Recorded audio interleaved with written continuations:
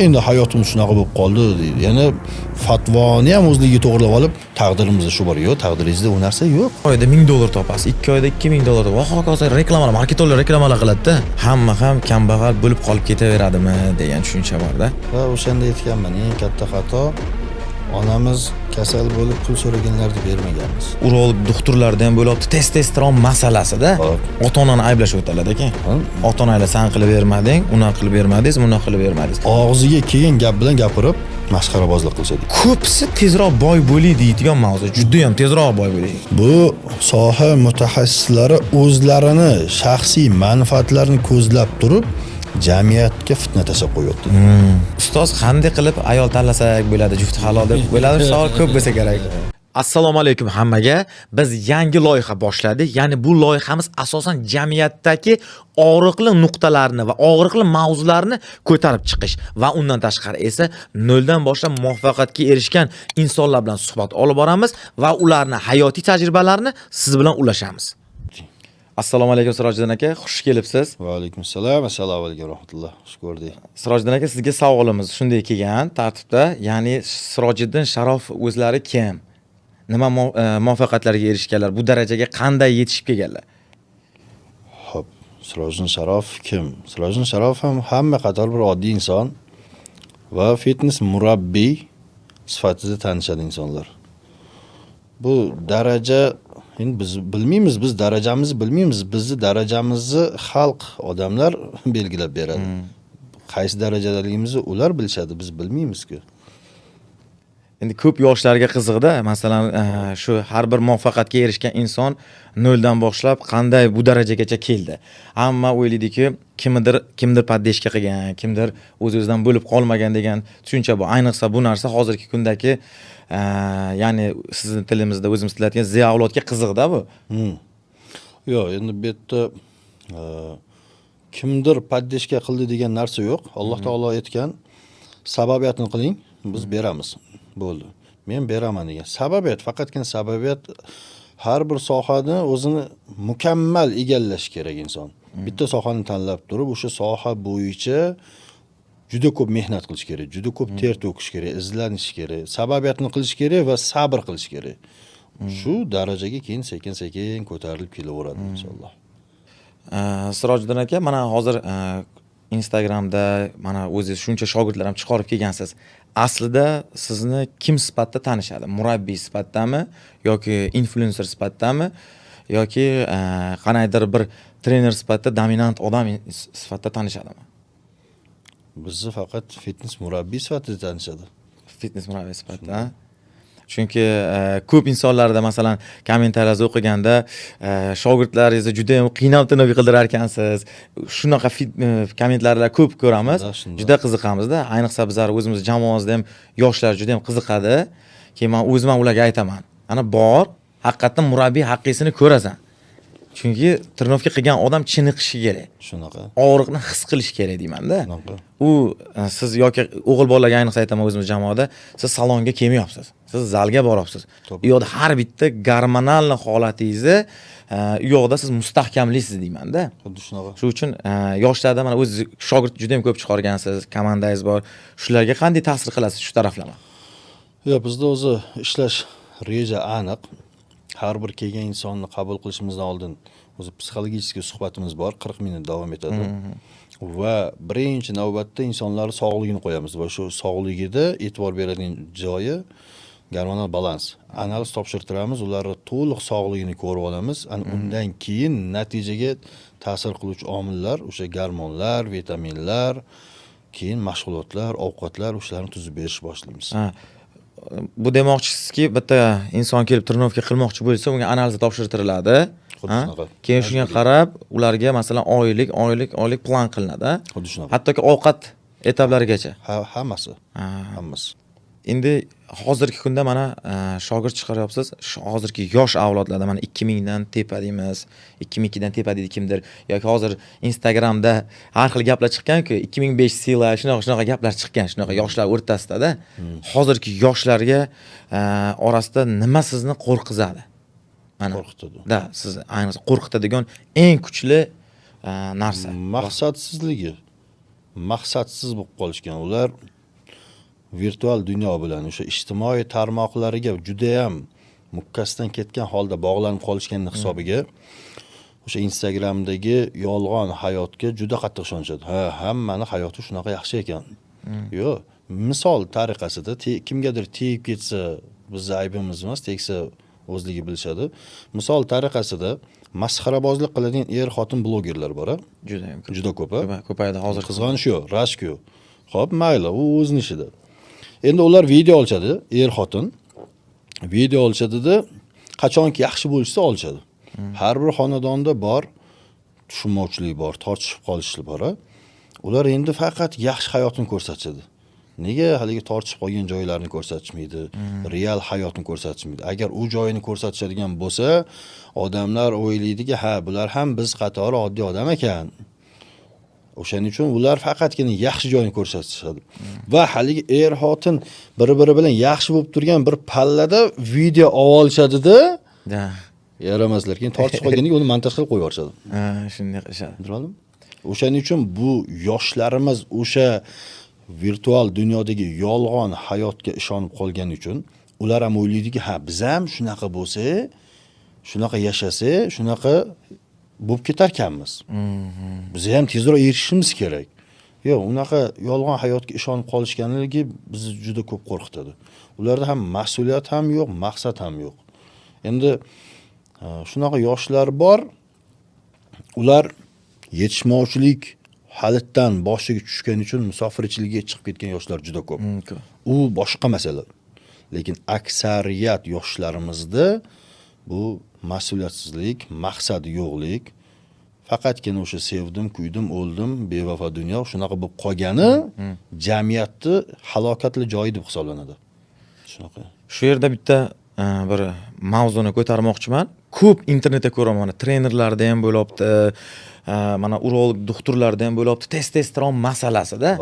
Juda ham jadal bo'ldi. Qarayman, kimdir u dorini reklama qilyapti, buni reklama qilyapti. Men endi shu yerda shaxsan fikrim bildirmoqchiman, keyin sizdan bir qo'shimcha olmoqchiman. Bo'ladi. Bir kuni Misrga safarga ketyapmiz uydagilar bilan. Yosh yigitlar tinimsiz, necha soat tushdi? 4 soatlarni qaradimda, tinimsiz telefon o'ynab o'tirdi. Tinimsiz o'ynab o'tirdi-da. Ko'chalarda ham, kafelarda ham ko'raman, ko'p tushaman. Shu qanaqa o'yin chiqdi bilmayman, PUBG deydimi, nimadir deydi-da. Tinimsiz o'ydilar. Men shu yerda keyin ayolim bilan yoki dadam bilan, ukam bilan maslahatlashsam, ana shu narsa, aynan shu narsa bu testosteronni o'ldiradigan instrument deyman-da. To'g'ri. Men endi shaxsan shu fikr esam, endi ko'p kishi shogirdlar, yosh ukalar xafa bo'lib qoladi-da mendan. Endi ularda o'zining xarakteri shunaqa, xafa bo'lish. Xo'p, haqiqatga real qarashimiz kerak-da. Shuni men aytmoqchimanki, shu narsa o'ldiradimi testosteronni? Yo'q. O'ldiradi, ha? Bilgizki, u har taraflama o'ldiradi. Birinchidan, ikkinchidan yoshlarning telefonga qaramlik darajasi tobora oshib bormoqda. Bu nimadan dalolat beradi desa, bu shundan xabar beradiki, erta real hayotga bo'lgan qiziqishlar o'rniga ular o'sha telefondagi hayotga qiziqishlar ortib ketadi. Bu degani ertaga oilani boshqaruv kelganda, ota-onaga xizmat qiladigan vaqtlar kelganda, haligi telefon bilan umr o'tib ketib, unda boshini ko'tarsa, o'sha vaqt o'tib ketib qolgan bo'ladi. Qarasa atrofidagi haligi miyasi ishlaganlar o'zi yaxshi natijalar qilishgan bo'ladi. Bular o'zi unaqa natija qilisha olmaydi. Qilishmagan ham bo'ladi. Keyin nima bo'ladi? Keyin o'sha qo'l mehnatiga va qora mehnatga qolib ketishadi. Bu joyda afsus qilishadi. O'shanda ham bu yoshlar tan olishmaydi. Shunday. Tan olishmaydi. Meni aybim edi deyishmaydi. Hech qachon. Endi hayotim shunaqa bo'lib qoldi deydi. Ya'ni fatvoni ham o'zligiga to'g'rilab olib, taqdirimizda shu bor, yo'q, taqdiringizda u narsa yo'q. Taqdirda hech kimga hukm qilinmagan. Sen boy bo'lasan, sen kambag'al bo'lasan deb hech kim hukm qilinmagan. Bu faqatgina mehnat, sababiyat. Tamom, o'zgaradi. Shunga hozir o'sha holatdan keyin shu holatda yana ko'raman, ota-onani ayblashib o'tadilar ekan. Ota-onalar san qilib bermading, unaqa qilib bermadingiz, bunaqa qilib bermadingiz. O'zimizni uzoq ham bormayman. O'zimiz o'rtoqlarda, qarindoshlarda ham bo'ladi-da. Ko'p ko'zim tushib qoladi. Siz ona qilib bermadingiz, ota qilib bermadingiz. Уже bo'ldi, men aytdim, rivojlanishni va o'sishning davri to'xtadi shu yerda. To'xtadi. Endi bu joyda qush inida ko'rganini qiladigan qoida bor, gap bor.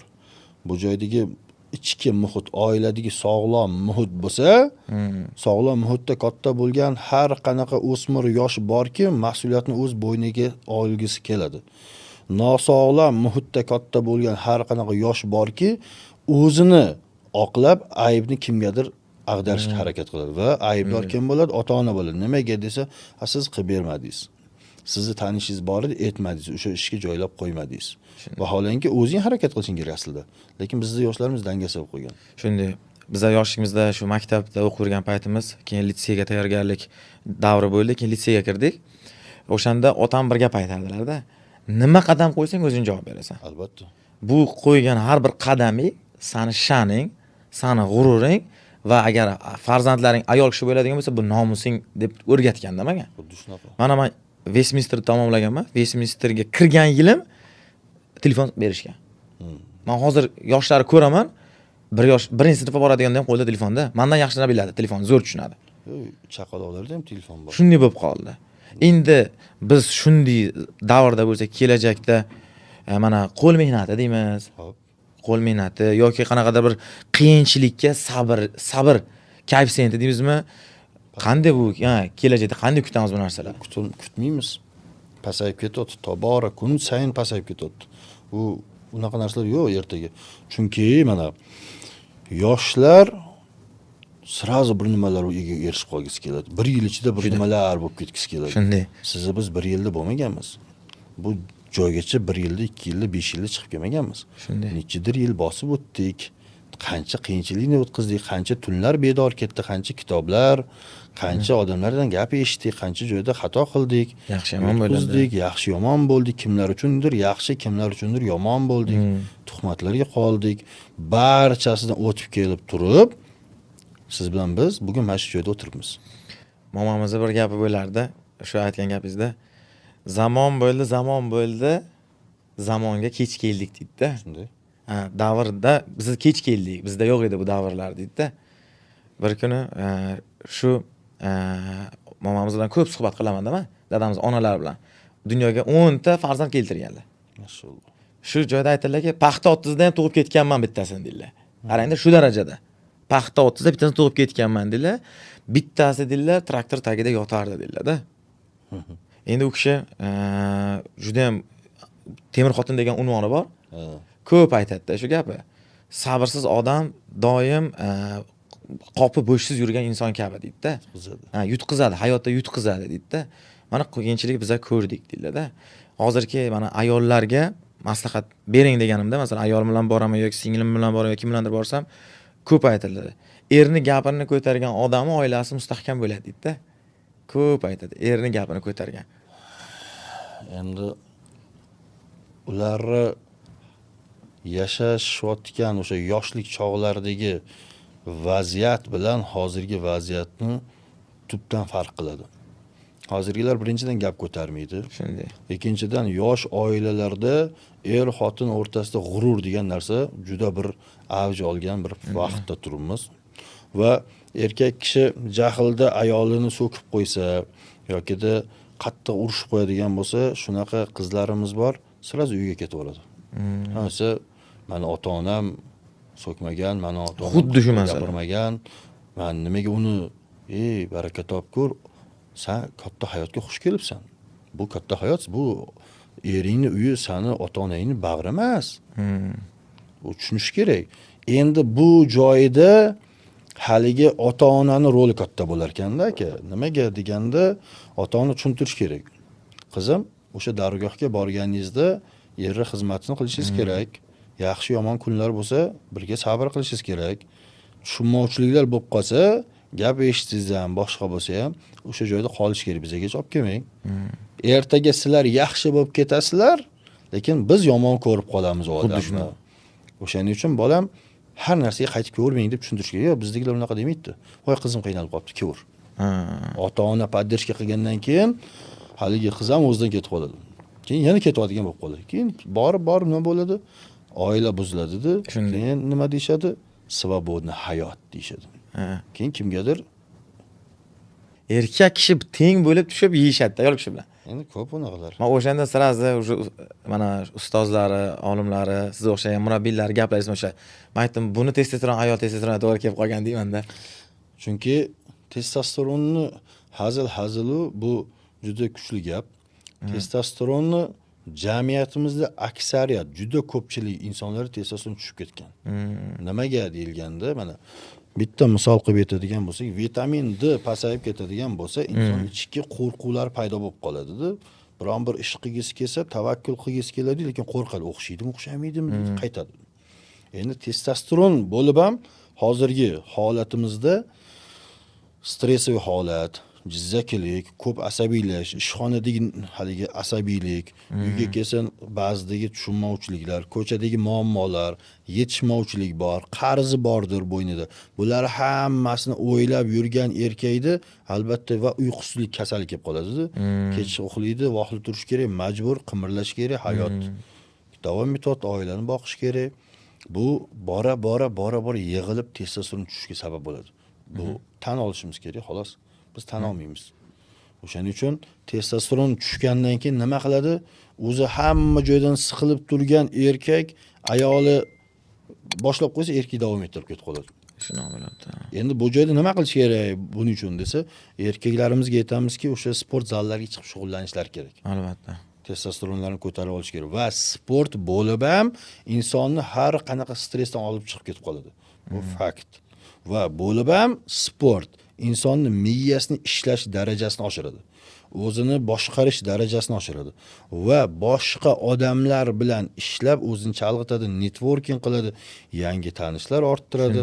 Bu narsa bo'lsa yangilik, hayotiga yangilik, yangi ma'no, yangi qiziqish kiritadi. Bu ahli oilasiga yana ham shafqatliroq bo'lishiga sabab bo'ladi. Da, ko'p odamlardan ham eshitamiz, shu zalga tushdim, asab buzishlarim, nervlarim hammasini ko'p yo'qotaman deydi. Shunaqa. Ishdan chiqib ko'pincha zalga boraman, to'g'ri, u ham bormayman deydi-da. Zalga boraman, shu uyaga kelgancha deydi, xotinim gapirsa ham deydi, o'sha deydi, shunday toshdan yengilroq o'tib ketadi deydi-da. Agar bir 10 kilo tosh ko'targan bo'lsam, 5 kilo gapda o'tib ketadiniki deydi-da. Endi sizlarning tilda aytganda. Hozir bir og'ir mavzu borda, jamiyatda, ya'ni yoshlar jamiyatida desak, mana o'zimiz ham hozirgi kunda ishxonamizda bir 60 ta shogirdim bo'lsa, undan tashqari endi boshqa mana logistika sohasida ishlasak, logistika kompaniyalari ko'p chiqargan sanamaganmiz-ku. Ko'psi tezroq boy bo'ling deydigan mavzu. Juda ham tezroq boy bo'ling. Ayniqsa men shogird chiqaraman-ku. Shu Izzat akam qildilarmi? Men ham nima qila olaman deydi, 1 yil, 1,5 yil maksimum. Qanaqa darajaga chiqdilar, men zo'r o'rgandim deydi. Keyin addinli bo'lib, addinli chiqishga harakat qiladilar. Uje o'xshamaydi biznes. Yana keyin qaytib kelishga yuz yo'q. Uje boshqa kompaniyaga borib ishlaydilar-da. Shunday yoshlarga nima maslahat berardingiz va ularni agar shu xato направленияda ketsa, nima kutadi deysiz? Ko'p shunaqa narsalar ko'rdingiz. Ustoz shogirdlar ko'psini muvaffaqiyatga erishtirdingiz, ko'psi qolib ham ketdi. Endi bu toifa yoshlar boya aytganimizda shu Izzat akamizda o'xshadi, bizda ham o'xshaydi degan tushunchaga kelishining sababi bu yoshlar o'rtasidagi fitna birinchidan. Ikkinchidan Izzat akasi 1 yilda kelib qolmadi o'z darajaga. Izzat akasini bosib o'tgan yo'lni avval bosib o'tish kerak, lekin ularga buncha vaqt yo'q. Ularga buncha vaqt yo'q. Nimaga deyilgan, ular o'sha 1 yil ichida, 1,5 yil ichida Izzat akasi erishgan darajaga erishib qolish kerak. Agar 1 yil, 1,5 yil ichida shunaqa darajaga erishilaversa, Izzat akasi qaysi darajaga yetib borgan bo'lardi hozir? Da. Tushuntira oldim? Shunday. Va ular bo'lib ham boyagi gaplarimizda biz o'rgandik, o'qidik, oldik, yetadi. Shu tushuncha ko'p. Ha, bizga yetadi. Bizda ham bo'ladi ba'zida shogirdlar keladi, 1 oy, 2 oy shug'ullanadi. Ha, bo'ldi, bilib oldim. Xo'p, baraka topkir, bilib olgan bo'lsang, texnikani bilding, mashg'ulotlarni bilding, nomini bilding. Xo'p, bizda doimiy ravishda o'zgarish bo'lib turadi. Hech narsa takrorlanmaydi, pavtor haligi boshqatdan qilinmaydi. Har doim mashg'ulotlar bizda o'zgaradi. Qaysi birini qilasan? Xato qilib qo'yadi, grija bo'ladi, qaytib kelsa keldi yoki nafsiga yutqizib qo'ysa kelmaydi. Ketib qoladi. Shuni sportni tark etadi. Mana shunaqalari endi fikr bildirmoqchiman shu yerda. Ota-onasida aybdor deb hisoblayman-da. Chunki uyda, masalan, biz bitta joyda xato qilmoqchi bo'lsak, ota-onamiz vaqtida o'rgatganda bir joyda ko'karasan, ustoz rozi qil. Hatto hozir ishxonaga borsak ham ustozi diplomlar turibdi-da. Men ba'zi shogirdlarga aytaman, qara, ustozim diplom turibdi, meniki emas. Men erishdim yoki men yutuqqa erishdim demadim. Shu ustoznikini qo'ydimki, shu ustoz sabab bo'luvdi o'sha. To'g'ri, ustozini ham Alloh bir sababchi qildi. Lekin telefonda ota-onalar bilan gaplashamiz. Ota-onam deydi, "Ha, endi boshqa joy ham ko'rish kerak-ku. To'ppa-to'g'ri. Yo, unaqa qilish kerak-ku" deydi-da. Ota-ona- Men aytdim, uni chiroyli qilib tushuntirsangiz bo'ladi ekan, "Keling, ustoz, duo aytib bering. Duoingizni qiling. Men bitta joyda boshqaroq, yana bitta kattaroq kompaniya bor ishlamoqchiman. O'smoqchiman" desa, beramizku deymizki, ota-onalar tushungisi kelmaydi. Ota-onalar mana bo'ldi, bolam 18 ga kirdi, endi pul topib bizni boqish kerak degan tushunchaga kelib qolishgan. Bizni qo'limizda ham bolalar kelib ishlaydi. 1 yil yurishadi. 1 yildan keyin ota-onasi bo'ldi. Hayoting yaxshilanib ketdi. Bu yonida yuribsan, endi ko'proq oylik olgin va bizga ko'proq pul yuborgin. Kelajak unaqa qurilmaydi. Aytaman, agar uyingga pul yubormoqchi bo'lsang, kelajakdan voz kechish kerak edi, boshqa joylarga ishga kirish kerak.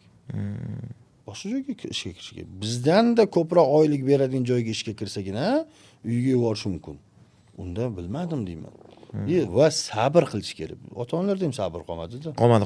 Juda ko'pchilikda. Bizlar ham mana logistikada ko'p reklamalar chiqadi internetda. 1 oyda $1000 topasiz, 2 oyda $2000 va hokazo reklamalar, marketinglar reklamalar qiladi-da. Ichimda o'tiraman. Bular ham tarbiya olgan-ku deyman-da. Bu aniq-ku 1 oyda buncha daromadga chiqib bo'lmasligi. Uni viloyatlarda ko'rgan ota-onalar bor, ishonadi. Haqiqatan 1 oyda logistikada $1000 topsa bo'ladi degan tushuncha bor-da. Lekin men shaxsan ekspert sifatida aytaman. Endi qanday yo'l bilan bilmadimmi, to'g'ri ishlab, shu kasbni mukammal o'rganib, 6 oydan keyin aytish mumkinki, masalan 6 oydan 1 yilgacha $1000 chiqishi mumkin. Lekin 1 oy, 2 oy, 3 oy sen daromad topmaysan. Sen o'rganishing kerak. Bola 1-oydan keladi, bir siz aytgandan instrument nomini yodlab oladi. Lekin уже сразу oylik kutadi. Oylik qancha deydi? Oylik qancha? Bizga vaqtda otamiz o'rgatdi, boran joyini oylik so'rama, tushundingmi deydi. Agar oylik so'rasang, mazan qochiraman deb urushilganda bizada. Bola shu kasb o'rganishga kiryaptimi, sabrli bo'lish kerak deyman-da. Shunaqa. Aslida. Shuning uchun sabr yo'qdi. Da, ota-onalar ham o'zi mana shu marketinglarda men hozir shu yerda o'rtada murojaat qilib ketmoqchiman. O'zi shuni bir analiz qilish kerak. Mana logistikada shunday ekspertdan so'rayaptilar. Qanchada $1000 chiqadi desa, 1 oyda yopdimi? Bo'ldi, 1 oyga kontent tuzilibdi, 1 oyda topasan reklama qilinibdi va shu bilan ota-onalar kursga yozdiryaptilar. Bola 1 oy o'qiyapti, 1 oy tugatibdi. 1 oydan keyin bola kurs tugatgandan keyin eshigimiz taqlatib kelyapti. Bizga mana shunaqa oylik taklif qilishgan-di, shunaqa. Qatta aytishdi, men aytdim. Shunda akademiya. O'sha yerga boring, shundan so'rab oling deyman. To'g'ri. Marketinglar shu analiz degan narsada, masalan, har bitta produktni analizida ekspertni ham quloq tutib qilyaptilar-da, o'zlari analiz qilmasdan. Yana bir shu yerda jamiyat uchun bir savol bor. Hamma ham boy bo'lishga haqlimi? Hamma ham kambag'al bo'lib qolib ketaveradimi degan tushuncha bor-da. Endi bu joyda kimmi boy, kimmi kambag'al bo'lishi u ilohiyat, taqdirotda yozilgan deyilmaydi. Bu joyda faqatgina sababiyatlarni qilsa, dangasalik qilmasa, harakat qilsa boy bo'laveradi. Agar ertalab o'sha vohlidan turib mehnat qilmasa yokida bir o'zini ustida ishlamasa, to'xtovsiz harakat qilmasa, dangasalik qilaversa, albatta u kambag'al bo'lib qoladi. Endi kambag'allik va boylik 2 xil bo'ladi insonda. Ma'naviy boylik bor va moddiy boylik bor. Moddiy boylik bu o'sha ehtiyojlarimizga kerakli pullar. Ma'naviy boylik bu u boshqa narsa. Buni endi u ustozlar bilan birga erishiladigan holatda bu. Bunga ustozsiz hech kim chiqa olmaydi. O'sha gap bor, mashhur gap bor. Insonni kitoblar ulug'lamaydi, ustozlarning nazari ulug' qiladi deydilar-da. O'shaning uchun bu yerdagi boyliklar 2 xil ma'noda ketadi. Endi bizning jamiyatimiz aksariyati moddiy boylikka qarab qo'ygan. Bo'ldi, pulingiz ko'pmi demak siz boysiz. Puli ko'p odamlar bor, ma'naviy boyligi yo'q. Puli ko'p odamlar bor, o'zidan o'tadigan o'zi biladi. Uyqusizlik bor, sog'ligida muammo bor, lekin yechim yo'q. Mana bunaqa joylari ham bor-da. Endi boylik va kambag'allik deyilganda o'zi insonni tamballigidan kelib chiqadi kambag'allik. Haqiqiy kambag'allik shu ma'naviy boyligi bo'lmagan odam. Aslida bizda boshqacha tushuniladi. Bizda o'sha puli yo'qmi, yetishmovchilik yo'qmi, kambag'allik deb tushunishadi. Endi kambag'al ham atidan kambag'al bo'lmaydi-da. U ham mehnat qilish kerak. Haligi siz tasavvur qiling, siz noldan emas, minusdan turib mehnat qildingiz, sababiyatini qildingiz, to'xtovsiz harakat qilyapsiz, sababiyatni qildingiz, sabr qildingiz. Oradan yillar o'tdi va qaysidir darajaga chiqdingiz va ne'matlar sizga keyin qilib berildi. Haligi yoningizdagi sherigingiz unaqa mehnat qilmayapti-da, o'ylaydi, ertaga siz mashina oldingiz, boshqa qildingiz-da, yursiz yoningizdagi sherigingiz nima deydi? Ha, bu zo'r harakat qildi demaydi-da. Menda ham shunaqa imkoniyat bo'lsa o'zim ham qilardim deydi. Vaholanki siz u boshida minusda edingiz. Bu narsani o'ylamaydi. İnsanlar har doim yolg'on hayotga tez ishonishadi. Ya'ni nima demoqchiman? İnsanlar sizni sahna oldidagi harakatlaringiz, o'sha kadr oldidagi harakatlaringiz bilan hisob-kitob qilishadi. Qanaqa darajada yashayapsiz, qanaqa darajaga erishdingiz, qanaqa qilib erishdingiz, u qiziq emas. Siz o'sha erishgan darajangiz qiziq. Sahna ortidagi sizni tinimsiz qiladigan mehnatlaringiz, tunni tun, kunni kun demay ishlashlaringiz, ular qiziq bo'lmaydi. Lekin siz mana bu joyga erishgan darajangiz qiziq. O'shaning uchun birovni hayoti bilan ovvora bo'lib qolgandan ko'ra inson o'zini hayotini isloh qilib, o'z ustida bir sohani tanlab, juda qattiq ushlab mehnat qilish kerak. Boring bir 3-4 yil, 5 yil yursin, agar o'xshamasa, endi uni o'zini aybi. O'xshata olmasa, 5 yil ichida bitta sohada juda ko'p narsa olsa bo'ladi. Faqat sabr, lekin 5 yillik sabr yo'q odamlarda. Shunaqa. Endi yoshlar o'rtasida mana bunaqa tushuncha borda, harakat degan narsa bor. Harakat deydi, nasib qilgan narsa deydi-da. Ha, nasib qilgan bo'lsa harakat qilmasam ham kelaveradi deydi ko'pincha. Shunaqa tushuncha bor. Ya'ni bu tushuncha noto'g'ri tushuncha. Agar deydi siz deydi 1000 harakat qilsangiz ham sizni taqdiringiz yozilmagan bo'lsa, u sizga bo'lmaydi deyshadi. Bu o'zligiga aldash. To'g'ri. Sizga bir qop oltin yozilgan bo'lsa, siz mehnat qildingiz, 50% harakat qildingiz, haliga bir qop oltin keldi. Siz undan ham ko'proq mehnat qilsangiz, balkim bilmaysiz-ku, sizga qancha narsa yozilganini. Odamlar hali ko'p mehnat qilishdan qochib, sizga bo'lgan narsa albatta sizga keladi deydi-da, o'zini komfort zonaga tiqib qo'yadi. Ko'p shunaqa. To'g'rimi? Va harakat qilgingiz kelmaydi. Endi sizga nima yozilgani va qancha miqdorda yozilganini hech kim bilmaydi-ku. Misol siz haliga aytganimizda bir qop oltin yozilgan bo'lsa, o'sha bir qop oltindan tashqari yana nimadirlar bordir. Uni biz bilmaymiz. Siz harakat qilsangiz erishasiz. Xuddi shunaqa u noto'g'ri tushunchalar bilan o'zlari chalg'itish va o'zlarini ovutishdan boshqa hech narsa emas.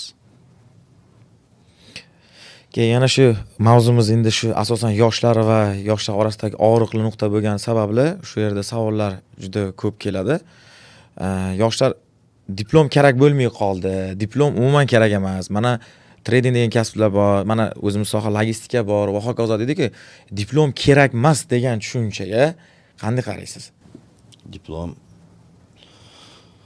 o'qigan yaxshimi deydilar ustozlar. O'shanda ustozlar javob bergan. O'qigan ham yaxshi, o'qib turib o'qigan ham yaxshi. Agar diplom kerak emas deyotgan odam misol tariqasida o'sha bir sohaga topshirdimi, ham uni o'qib, hayotiga tatbiq qilib, bir o'sha sohasi bo'yicha hali institut tugatmay turib, bir ish topib, boshqa qilib, noldan kerak bo'lsa, boya aytganimizdek oylik olmasdan-da tajriba sifatida ishlab 1 yil, 2 yil yursa, sekin ishga joylashadi. Bu degani nima degani? Diplom ham kerak, o'qish kerak. O'qimasa hozir qiyin. Nimaga qiyin? O'qimay turib miyani ishlatib bo'lmaydi-ku. Shunday. To'g'ri. O'qisagina miyasi ishlaydi. Xo'p, o'qimay turib oilani boqaman, o'qimay turib ko'p pul topaman. Xo'p, uning uchun ham miya ishlash kerak. Miya ishlashi uchun o'qish kerak. Agar institutda o'qimasa, biron bir sohada juda mustahkam o'qish kerak. Baribir diplomga qaraladi. Agar ikkisi ham kerak. Diplomsiz ham yaxshi yashayapman deydiganlar ko'p. Muammo emas. Siz ko'p mehnat qildingiz, diplomingiz qoldi. Lekin diplom bilan ham yaxshi yashayotganlar qancha? Juda ko'p bu. Juda ko'p. O'shaning uchun bu tushunchaga sal boshqacharoq yondashuv qilish kerak. Sirojiddin aka, mana hozir aytyapsizki, sohada yolg'on yo'q. shu gapingizda. Lekin boshqa murabbiylarda ko'ramiz-ku, mana murabbiyga vizib tashiydi yoki masalan shu marketolog aytgan savetga ergashadidani yolg'on gaplar ham ko'p ishlataveradi. Bu narsaga qanday qaraysiz? Chunki uni yoshlar ham kuzatadi-ku. Masalan, o'zim shaxsan ko'rdim. O'rtoq murabbiy, siz mana bu yerda ma'murnoq qildingiz, lekin shu yerda xato qilib qo'ydingiz-da, bunoq qilsangiz bunoq bo'ladi deb ketilyapti. Lekin u murabbiy ham shogirdlari bor. Bu narsaga qanday qaraysiz? Xo'p. Endi bizda bitta qoida bor. Hazillashib ham yolg'on gapirmagan degan. Birinchidan. Ikkinchidan, hozir qaysi soha mutaxassisi bo'lishidan qat'iy nazar yosh SMMchiklar olib va o'sha prosmotrlar soni deymiz, ko'rishlar soni ko'p bo'lishi va odamlar bir-biriga ko'proq yuvorishlari uchun foydali bo'lgan narsani zarar desangiz deydi, odamlar bir-biriga ko'proq yuvoradi va sizga ko'proq insonlar podpiska bo'ladi, obuna bo'ladi va tezroq ko'tarilasiz deyshadi.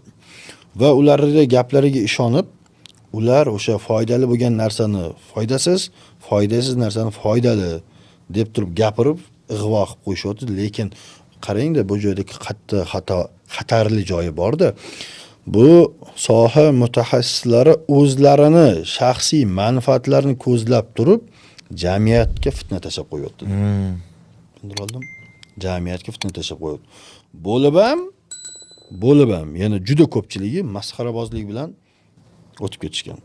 Masxarabozlik qilsak deydi, hali ko'rishlar soni ko'proq o'tar ekan, odamlar ko'proq ko'radi, ko'proq bir-birlariga ulashadi deydi-da, og'ziga kelgan gap bilan gapirib masxarabozlik qilishadi. Endi insonning saviya darajasi bor. Biz unaqa insonlarga yetamiz. Mana shu juda ko'pchilik borda, biz ham ba'zida bizga ham yuborib qolishadi, boshqa qilishadi. Biz haqimizda ham gapirganlar bor, boshqalari bor. Mana shu joyga bir javob berib ketdik yaqinda. Mana shu ustozlardan eshitganimiz bordi. Ahmoqlar bilan bahslashib bo'lmaydi. Nega deyilganda, baribir yutqazasiz. Nega yutqazamiz desa, ularni ahmoqlik bo'yicha tajribalar juda ko'p bo'lar ekan, o'shaning uchun baribir yutqazib qo'yarkanmiz. O'shaning uchun ular o'zlarining shaxsiy manfaatlarini ko'zlab turib, jamiyatga fitna tashab, odamlarga yolg'on ishlatayotgan bo'lsa va saviya darajasini bildirayotgan bo'lsa, ularga o'zlariga o'xshagan odamlar borishadi.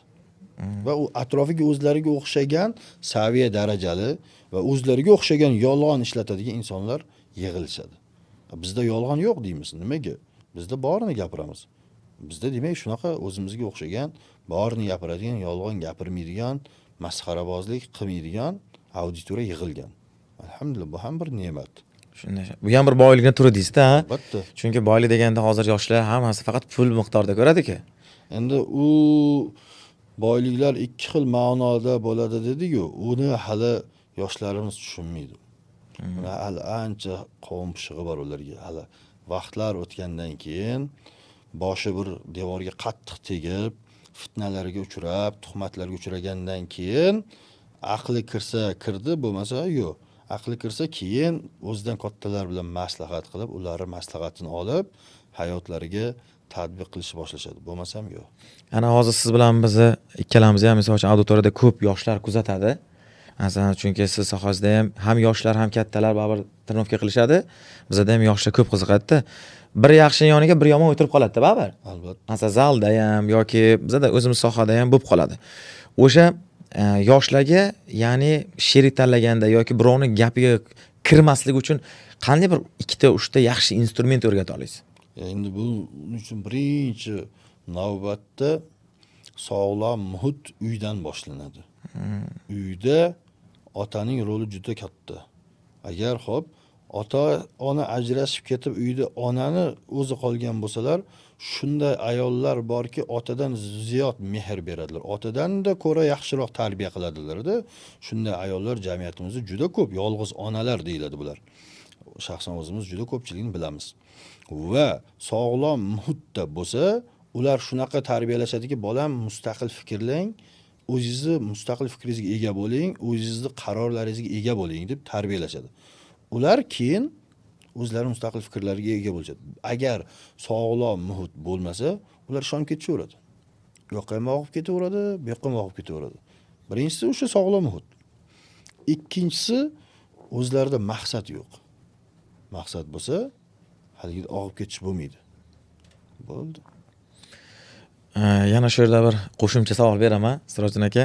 Chunki men hozir yoshlarga ko'p e'tibor qaratayotganim uchun yoshlarga shunday bir uchta amal deymizmi, bir uchta bir harakat deymizmi, nima ayta olasiz yoki nima bera olasizki, ular o'sha narsani qattiq ushlashlari kerakki, muvaffaqiyatga erishish uchun. Kimdir aytadi, kimdir rozilikqa, yo bundoq qilgan, qo'li ochiq bo'y deymizki, hammada endi ko'p. Shu yerda uchta shunday bir Juda muhim. o'ta muhimki, u narsani aytadiki, birni ursang 10 beradi, 10 ursang 100 beradigan degandek narsa. Birinchi o'rinda ota-onaning xizmatlarida qoyim bo'lishlari birinchi o'rin. Ikkinchi o'rinda sohasini bitta sohani tanlab, o'sha soha bo'yicha juda qattiq mehnat qilishlari. Chunki raqobat juda ko'p bozorda. O'shaning uchun bir sohani tanladilarmi, juda qattiq mehnat qilishlari kerak, sabr qilishlari kerak. Va uchinchi eng muhim omil bu halollik. Halol bo'lsinlar, yolg'on ishlatmasinlar. Inshaalloh karim bo'ladi. Keyin murabbiylarga mana murabbiylar, ustozlar, shogirdlar bor, kadrlar almashuvi bor-ku. Kadrlar almashuvi bor. Ko'p murabbiylar ham paniydi, ko'p ustozlar ham paniyib qoladi. Qanday kadr olayotganda bilmaymiz-ku uni. Qanday kadr kelyapti. Masalan, men tayyorlasam yoki siz tayyorlasangiz qayergadir boradi. O'sha murabbiylar, ustozlarga nima bir fikr bera olasizki, hamkasbatda yoki masalan men o'zim aytishim mumkin yoki menga qanday bir maslahat bera olasizki, kelayotgan kadrni qanday tekshirib olsa bo'ladi? Qanday? Masalan, u avvalgi joyida qanday holatda bo'lgan? Ya endi bizni ish faoliyatimizda va ish turimizda bu narsaning iloji yo'q. Chunki biz inkor eta olmaymiz, rad eta olmaymiz. Chunki kelganga kelma, ketmoqchi bo'lganga ketma demaymiz. Xohlasalar kelsinlar, xohlasalar ketsinlar. Va u insonlarni qanaqaligini endi vaqt ko'rsatib beradi. Fitna qilsa pand deymiz, fitnaga uchraymiz. Yaxshilik qilsa yaxshilikka uchraymiz. Endi vaqt ko'rsatadi. Uni iloji yo'q, chunki bizda auditoriya doimiy ravishda yangilanib turadi. Kelib ketadigan auditoriyada shakllangan. Trinovka sohasida-da, to'g'rimi? O'zimiz sohamizda shunaqa. Boshqa sohalarda ham shunaqa bo'lsa kerak, yana bilmadim. Endi mana misol uchun qayerdandir o'qituvchi qayergadir ishga kelsa, misol uchun u yoqdan nimaga ketayotganini baribir so'raladi-yu. Shunaqa holatda dedik-da. Ha, endi o'rinlimi ishlagan joyga chiqib, uni kimligini so'rash o'rinlimi, o'rinsizmi? Yo'q, har doim ham o'rinli deb hisoblanmaydi. Nimaga deyilganda, balkim o'sha ishxonani o'zini qaysidir bir xatolarining sifatini qurboni bo'lgan bo'lishi mumkin. Har doim ham kadrlar aybdor bo'lmaydi. Keyin yoshlarda menimcha ustoz shogirdlar ko'p so'rasa kerak. Bir savol ko'p uchraydi menda ham. O'sha siz ham qiziqib beraman. Ustoz qanday qilib ayol tanlasak bo'ladi, jufti halol deb bo'ladi, savol ko'p bo'lsa kerak. O'shanga qanday javob berasiz? Endi ayolni o'sha nasl nasabiga qarang deydilar. Eng birinchi o'sha itoatkorligiga qarash kerak. Itoatkorlik endi qayoqdan bilsa bo'ladi desa, har bir inson boshlanish munosabatlarida o'zlarining eng go'zal xulqlarini, odoblarini ko'rsatadilar va eng yaxshi formatda ko'rsatishadi. Nima desangiz, xo'p deb turishadi, boshqa deyshadi. Lekin o'sha joyda adashib qolmasligi uchun haligi qizning oilasiga e'tibor berish kerak. Oilada kim rahbar va qo'ni qo'shnilardan juda qattiq surishtirish kerakki, onaning otaga bo'lgan itoatkorligi qay darajada? Agar onaning otaga itoatkorligi yaxshi bo'lsa, bo'ldi, olish kerak. Chunki baribir erkak kishi ko'chani odami deymiz. Erkak kishi ta'minot bo'yicha ko'chada ko'p bo'ladi. Asli farzandlar tarbiyasi onada qoladi. Ona qandoq bo'lsa, farzandlar ham shunaqa tarbiya ko'radi. Endi o'g'il bolalar nisbatiga kelsak, o'g'il bolalar nisbatiga faqatgina erkaklar aralashadi. Qiz bolalar nisbatiga onalardan o'tadi asosan. Shu bois onasiga qarab qizini olish kerak. Mana bunaqa narsa ham borki, shu yerda o'zing qanday bo'lsang shunaqasi uchraydi. Endi ba'zida shunaqa, yaqinda ham shunaqa savol berildi. Ba'zida shunaqa, ba'zida teskarisi bo'ladi. Ba'zida sinov tariqasida boshqacharoq bo'ladi. Siz qanday bo'lsangiz, sizga teskari bo'lgani kelib qoladi. Qani shu joyda siz sinalasiz. siz tarbiyalanasiz hayotga. Sabrli bo'lasiz, jahlingizni yutadigan bo'lasiz. Agar bu narsalar bo'lmaydigan bo'lsa, albatta siz yutqizasiz. Shu bois ham har doim ham unaqa o'zing qandoq bo'lsang shunaqasi uchraydi degan gapga biz qo'shilavermaymiz. Sirojiddin aka, endi shaxsiy og'izdan savol so'raymiz. Mayli. Hayotingizda, endi bu aytilmaydi. Hayotingizda eng katta xato siz uchun nima bo'lgan deb o'ylaysiz? Ili shuni bo'lish kerak bo'lgan, siz shunga o'zimiz tilda chap berib ketgansiz. Nimani eng katta xato deb o'ylaysiz o'zingiz uchun? Endi bizni eng katta xatoyimiz o'sha vaqtlarda yosh bo'lganimiz va biz ham boshqalar kabi onamiz uzoq yashaydi deb o'ylaganimizda va o'shanda aytganman, eng katta xato onamiz kasal bo'lib pul so'raganlarni bermaganmiz. O'sha bizning xatoyimiz.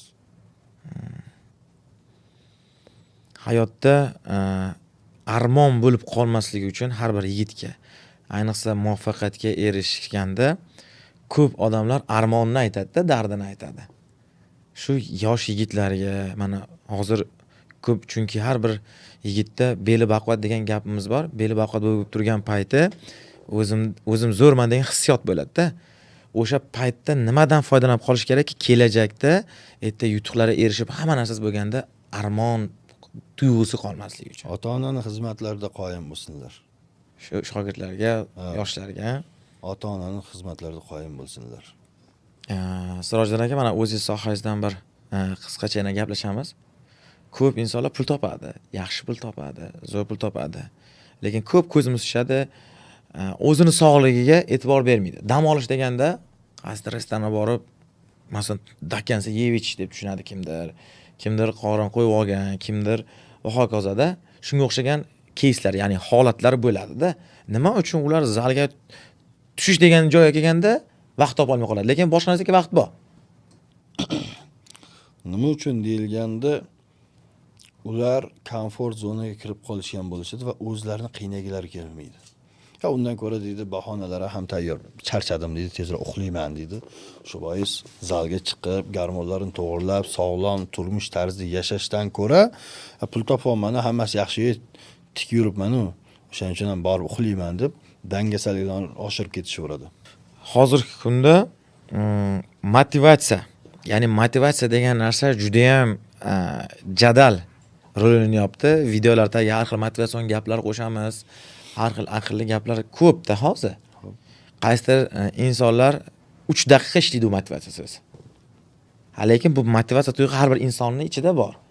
Shu narsani siz qayerdan topasiz, Sirojiddin aka? Bizda motivatsiya yo'q-ku. Bizda intizom bor, bizda majburiyat bor, bizda qilishimiz kerak degan maqsad bor, bizda tushuncha bor. Motivatsiya, hozir motivatsiyangiz keldi, tasavvur qiling, bir ish qilgingiz keldi, o'sha ishni boshladingiz va ish o'xshamadi. Motivatsiyangiz tushib ketadimi? Keyin nima qilasiz? Keyin qilmaysiz. Bizda unaqa tushuncha yo'q. Motivatsiya har doim ham ishlamaydi. Kimdir kimgadir sababchi bo'ladi, xolos. Misol, biz gapiradigan gaplardan insonlar aytishadiki, sizdan motivatsiya olamiz. Avvalo Alloh rozi bo'lsin shunaqa qilib qo'yganiga. Lekin demak, bizni gapirayotgan gaplarimiz qaysidir insonga ta'sir qilayotgan bo'lsa, hayotini o'zgartirayotgan bo'lsa, mana shu motivatsiya hisoblanadi. Lekin u insonning hayoti o'zgarib turib, yana uni davomiy olib keta olmasa, unda motivatsiya nima keragi bor? Unda boshlanishiga uyg'onib olishlari uchun motivatsiyasi kerak bo'ladi. Avvalchada qolganiga intizom degan narsa bor. Disiplina deymiz, intizom birinchi o'rinda turadi. Intizomi bo'lmasa, hech nimaga erisha olmaydi. O'shaning uchun bizda motivatsiya degan tushuncha yo'q. Unda motivatsiya hozir shunda yolg'onmi yoki vaqtinchalik ishlaydigan instrumentmi? Zavat qilib oladigan instrument. Keyin bu yog'iga intizom ishlaydi. Qolgani intizom. Chunki hozir ko'p uchraymiz yoshlarda, mana zalda o'zim tushganda ko'raman. Bugun motivatsiya topa olmayman-da deydi. Ishlayotganda ham nima bo'ldi ukajonim desam, aka cho'ta motivatsiya kelmayapti-da deydi. Motivatsiya emas, u ilhom parisi kelmayapti. Ishxonada shu yerda men o'zim uchun ham bir sizdan savet olaman.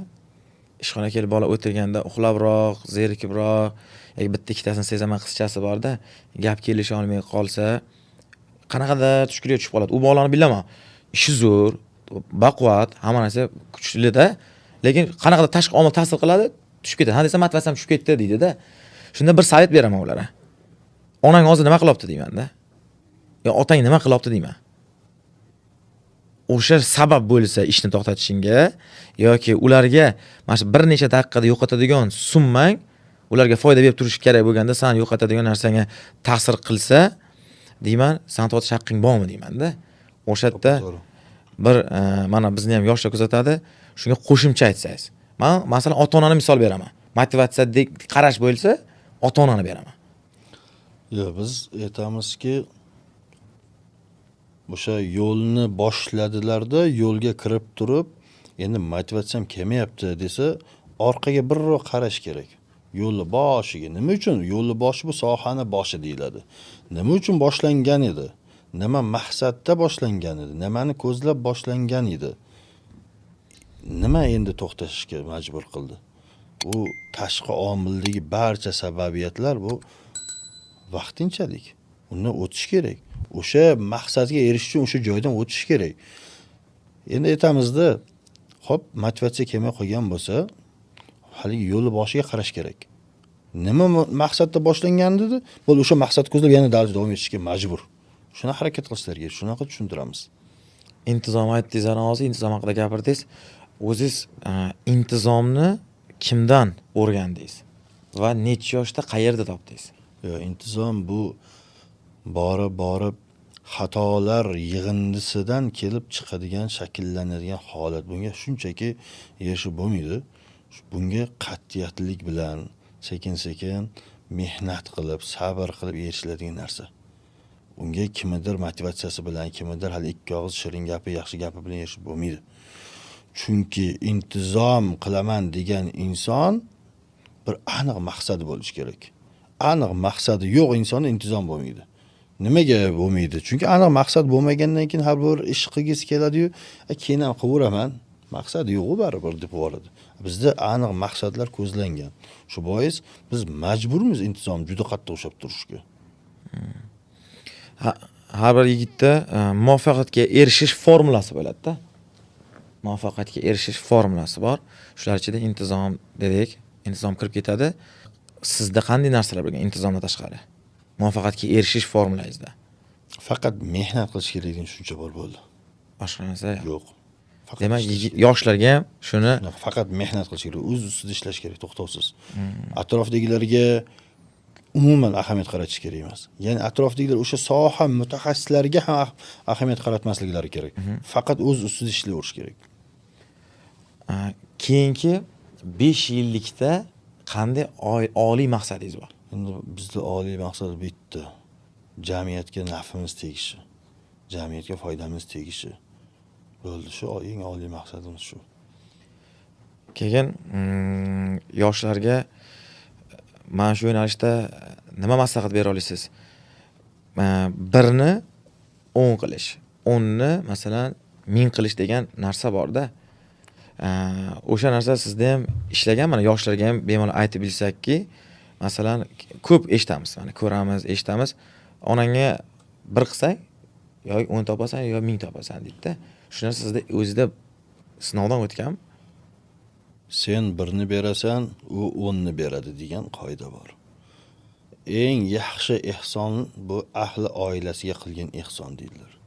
Va ahli oilasiga qilgan ehson albatta 1ga 10 barobar bo'lib qaytadi. Bu fakt, bu tekshirilgan, bu ishlaydigan formula. Buni qilish kerak. Bizda ishlaydi.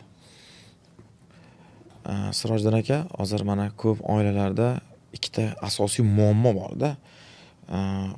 Ya'ni qiz farzandlari bo'lsa, ko'p erkaklar noliydi. Qizimiz bor yoki qiz bo'lsa, xotini bilan ajrashib ketadiganlar ham ko'ryapmiz-da. Shu men lekin shu yerda aytamanki, qiz bu boshqacha ne'mat-da. Endi o'zimizda qizimiz bor. Shu qizi bo'lib turgan odamlar, erkaklar noliydi. Ularga nima maslahat berasiz? Hatto qiz farzand tug'ilgani uchun bir kutadi, ikkinchisidan kutadi, uchinchisidan qiz bo'ldimi, voz kechib yuboradi ayolidan. Shunaqa erkaklar ko'paydi-ku, ana Juda o'zimiz ham. ko'paydi. Endi bularni ongi zaharlangan deb bilamiz. Ongi zaharlangan. Bularda nasl davomchisi o'g'il bola. Aslida nasl davomchisi qiz bola bo'ladi. Deydilar-da. Nasl davomchisi o'g'il bola, bizga o'g'il kerak. Yo, balkim sizni qadaringizda o'g'il farzand berilmagandir. Qadarga iymon keltirganmiz deydilar. Qadarga, agar siz ham qadaringizga iymon keltirgan bo'lsangiz, 7 ta farzand bersa, 7 ta farzandining barchalari qiz bo'lishi mumkin. O'shaning uchun bu nolish, bu shunchaki noshukurlik. Va 3 ta farzandi ham qiz bo'lgan bo'lsa, befarzand yashayotganlar qancha? Farzandsiz bo'la olmayotganlar qancha? Va farzand hali ayoli tug'maydi deydigan javobni olganlar qancha? Ularni ham bir o'ylab ko'rish kerak. Ozgincha tafakkur qilish kerak bu narsalar. Mana qiz bola otasidan tarbiya oladi degan tushunchaga qanday qaraysiz? Masalan, ko'pincha onasidan oladi deymiz-ku, onasi yuzga yuz o'tadi deydi. Otasidan ham oladimi, olmaydimi? Yo'q, qiz bola baribir uyda otaning rolini ko'rib katta bo'ladi va ertaga turmushga chiqqanda ham, ha, bizning uyimizda otamiz shunaqa qilardilar, erkak kishi shunaqa bo'ladi degan tushuncha bilan katta bo'ladi. Va ertaga haligi tanlov kelganda haqiqatdan da shunaqami yoki yo'qmi degan savollar u qizda paydo bo'ladi. Ya'ni bu inson bizni otamizga o'xshagan haqiqiy erkakmi yoki yo'qmi degan savollar paydo bo'ladi va o'zlarini o'sha vaqtda tug'iladigan savollarni berib ko'radilar. Javob qoniqarli bo'lsa, ha, demak shunday. Javob qoniqarsiz bo'lsa, unda rad javobini berib yuborishadi keyin. Endi shu yerda yana bir savol tug'ildi. Qiz berayotganda ota kuyovni tanlash kerakmi, kerak emasmi? Hozir ayniqsa zamonaviy davrda juda muhim rol o'ynayapti. Bola o'qimishli, qo'li kalta. Bola qadriyatni tushunadi. Masalan, har taraflama to'g'ri kelyapti. Lekin shu finansiy jihatdan to'g'ri kelmayapti yoki qizni otasi hokazo. O'sha holatda ota qiz bolaga uchun qaror chiqarishi o'rinlimi, o'rinsizmi? Yo'q, qizlaringizni majburlab turmushga bermanglar deyilgan. Agar qiz istamasa, uni majburlash kerak emas. O'qimishli, qadriyati yaxshi bo'ladigan bo'lsa, haligi sog'lom muhit bo'lsa oilada, qizni o'zi ham sirazi rozilik berib yuboradi. Agar rozilik bermadimi, bo'ldi, demak, unda majburlash mumkin emas. Endi kuyovni ota tanlash kerak. Ota suhbat qilishga majbur. O'sha ko'z qorachig'idek asrab katta qilgan gavharini o'z egasiga omonat sifatida topshirilayotganda biladi. Bilish kerak, kimga topshiryapti u. Boya hali yuqorida gapirganimizda inson yarim soat, 1 soatda o'zining eng yaxshi formatini ko'rsatadi. Yaxshi gapiradi, o'zini taqvodor ko'rsatadi, xo'p bo'ladi deydi, u deydi, bu deydi. Xullas kalom, maqsad haligi qizga erishish. Shu bois ham ota suhbatlashish kerak. Suhbatlashish kerak, surishtirish kerak, ko'rish kerak va undan keyin qizlariga chiqib, siz nima deysiz deb qizlari bilan ham maslahat qilishlar kerak. Bizda endi o'zbekona tushunchalarimizda qiz farzand tanlashga haqqi yo'q deyishadi. Ota rozi, xudo rozi, bo'l, tamom. Shu qoidadan shu olsa. Yo'q. U davr o'tdi. Hali biz unda yashaganmiz, siz o'sha paytda yashagansiz. Hozir vaqt boshqa. Yashash tartiblar boshqa. Hayot yengillashib bordi. Qaysidir ma'noda. Nimaga yengillashib borsa, og'ir gap ko'tara olmaydi, kaltak ko'tara olmaydi, so'kish ko'tara olmaydi, ketib qoladi, boshqa bo'ladi. Va o'shanaqa insonlar o'zini oilasidan buzilib ketib, o'zini oilasini to'g'ri olmayotgan ayollar chiqib turib, ersiz ham mana bunaqa natijalarga erishdim, mana bunaqa bo'ldim, erkin hayot deydi-da, Instagram orqasidagi o'ynash hayotini ko'rsatmaydi. Va qolganlarni ham fitna qilib buzib qo'yadi. Hozir juda ham ko'paydi-ku shunaqa holatlar. Shunday holatlar ko'paydi.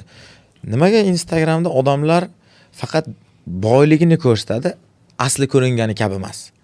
Chunki inson o'zi shunaqa. Agar asli ko'ringani kabi boya hali yuqorida aytganimizdek ko'rsatib qo'yadiganimiz odamlar undan yuz o'girishadi. Aynan masalan Instagramda ko'rsatishadi. Masalan, qo'shnisi biladi-yu uni qanaqaligini yoki qarindoshlari biladi. Instagramdagilar bilmaydi-yu uni qanaqaligini. Manfaat deysiz-da. Ha? Manfaat. manfaat ustida qurilgan biznesda. Shunday. Masalan, Instagramda o'zini hashamatli, endi ba'zilar deb gapiraylik, hammasi emas. Ba'zilari, balkim ko'proq qismi desak ham bo'ladi, hashamatli o'ylari, ana Gelenwagen deymizmi yoki shunga o'xshagan inomarkalarni ko'rsatishadi yoshlarga. Qaysidir kasbini orqasidan ko'rsatishadi. Lekin uni orqasidagi o'sha uyni, mashinani kreditga olganni, u narsalar ko'rsatilmaydi-da. Aslida uni o'sha kreditlarni yopish uchun Instagramda bularga erishdim deb jamiyatdagi kursga yozilayotgan bolalarning pulidan olib to'lanadi-da. Shu narsani nimaga yoritishmaydi va shu qilayotganlarga sizni bir savetingiz. Xo'p, agar ular yoritishsa yoshlar yozilmaydi-ku kursga. Birinchidan. Ikkinchidan ustozlar aytadilar. Yolg'on bilan boshlangan har qanaqa ish albatta oxiri voy bilan tugaydi. Shuning uchun yolg'on ishlatmasalar yaxshi bo'ladi. Ba'zi ota-onalar zalga qo'ymaydi. Trenovkaga tosh ko'tarish mumkin emas senga, yoshligingdan bo'ying o'smay qoladi sani. Shunaqa gaplar ko'p-ku. Necha yoshda maslahat berasiz? Yoshlar zalga mana sizga yoki bir yaxshi murabbiylarga chiqib shug'ullanib boshlashga. Yaxshi murabbiy topsalar 15 yoshda ham shug'ullansalar bo'ladi.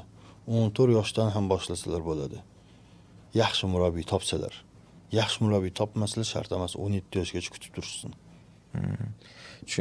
Keyin shu trenovka sohasidan ozgina savollar bor yana. Ximiya deydi, ximiya bor.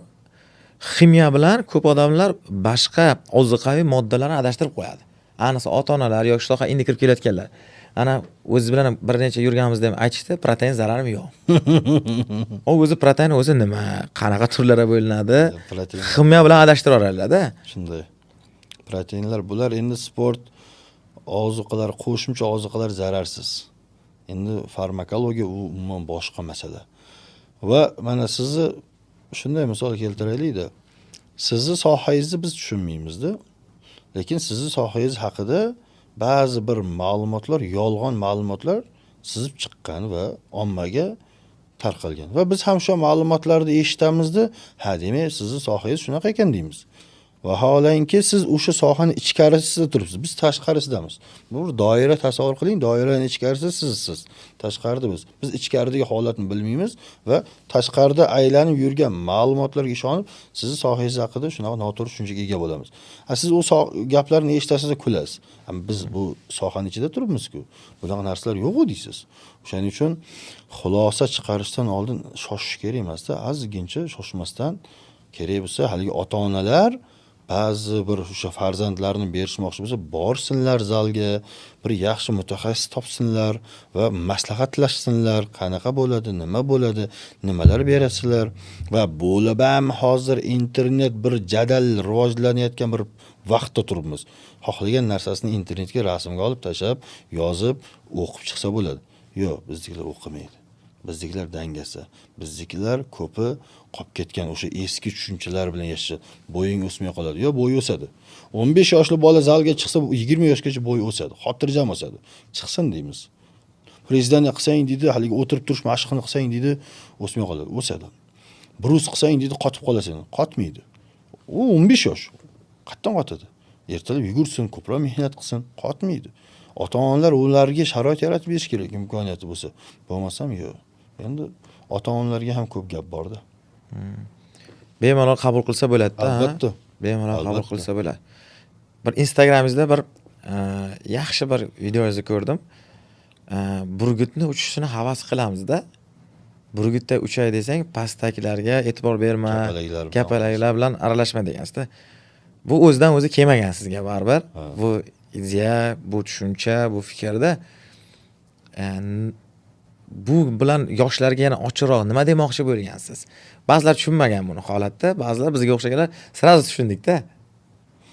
Endi o'sha bir burgutdek osmonda keng qanot ochib uchishni istasang degani bu hayotda yaxshi bir maqsad qo'yib, yaxshi yashashni istasang, ertaga ahli oilang, ota-onangni yaxshi ta'minot qilib bersang va farzandlaringni ham muhtoj qilmasdan haligi ko'chaga chiqqanda boshqa bir oilani farzandlarini holatlariga qarab termulib turmasliklarini istasang, hozirdan mehnat qilgan, hozirga sevdim, kuydim, o'ldim, PUBG, Counter, haligi Counter Strike, haligi kechasi bilan bilyard o'yinlari yig'ishtirgan.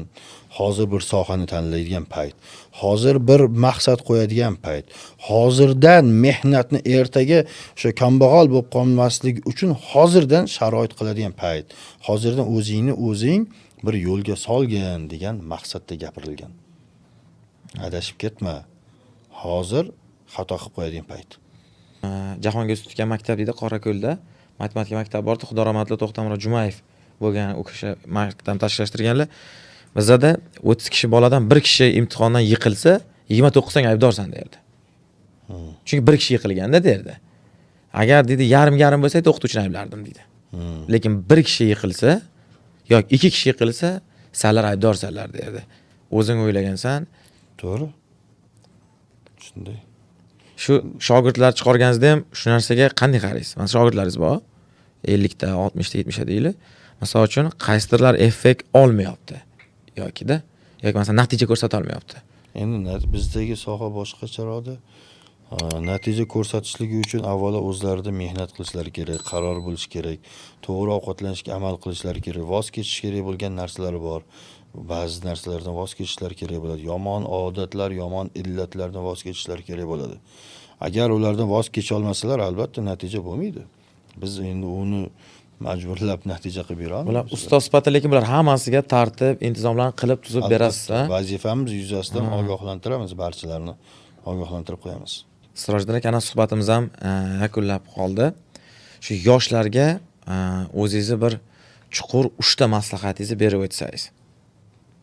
Hayot yo'llarida avvalo o'sha hali aytganimizdek, ota-onalarning xizmatlarida qoyim bo'lsinlar, o'sha sohani mustahkam egallasinlar, halol yursinlar. Shu 3 ta va sport bilan shug'ullansinlar 4-inchisi. Eng yaxshisi shu. Siz o'zingiz sohangizdan kelib chiqib ham, siz ham yoshlarimizga bir 3 ta maslahat bersangiz yaxshiroq bo'lardi. Endi shu suhbatimizda aytib o'tganimizdek, har bir yigitning o'zini formulasi bo'ladi dedik-ku. O'zimning formulamdan bir misol aytib o'taman. Albatta, shular qatorida siz ham aytib o'tdingiz. Birinchi navbatda ota-onamni bu vaqtinchalik dunyoda rozilana olishga harakat. Ya'ni maqsadim, oliy maqsadim. Keyin birovning haqqiga hech qachon sohamdan kelib chiqib xiyonat qilmaslik. U finansiy jihatdan qanchalik baland bo'lmasin, baribir birovning haqqidan qo'rqish kerak.